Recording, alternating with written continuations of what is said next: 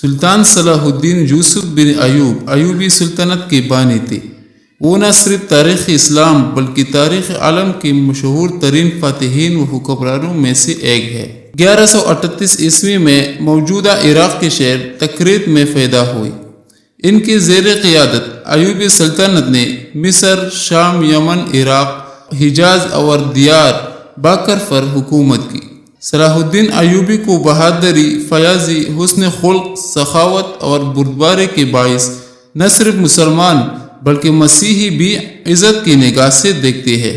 صلاح الدین کو فاتح بیت المقدس کہا جاتا ہے، جنہوں نے 1187 عیسوی میں یورپ کے متحدہ افواج کو عبرتناک شکست دے کر بیت المقدس کو ان سے آزاد کروا لیا تھا۔ سلطان کو جہاد سے عشق تھا۔ جہاد ان کی سب سے بڑی عبادت، سب سے بڑی لذت عیش اور ان کی روح کی غذا تھی۔ قاضی ابن شداد کہتے ہیں، جہاد کی محبت اور جہاد کا عشق ان کی رگ و ریشہ میں سما گیا تھا اور ان کے قلب و دماغ پر چا گیا تھا۔ جہاد ہی سلطان کا موضوع گفتگو تھا اور جہاد کا ہی ساز و سامان کرتے تھے۔ سلطان جہاد کے لیے ہی اسباب و وسائل پر غور کرتے اور جہاد کی رغبت رکھنے والے افراد کی تلاش کر رہے تھے، اور جہاد سے محبت رکھنے والے، جہاد کی تربیت دینے والے ہی سلطان کو توجہ کا مرکز تھے۔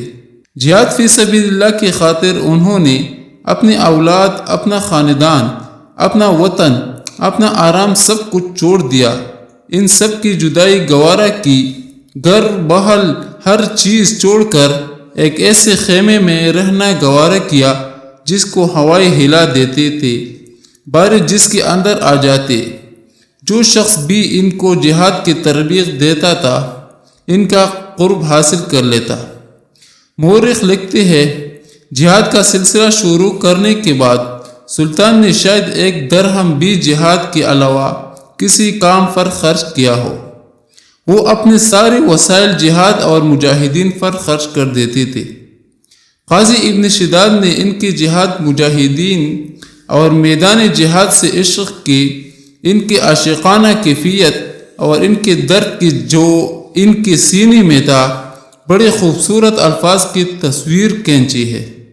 قاضی صاحب لکھتے ہیں، میدان جنگ میں سلطان کی کیفیت ایک ایسے غمزدہ ماں کے ہوتے تھے جس نے اپنے اکلوتے بچے کا داغ اٹھایا ہو۔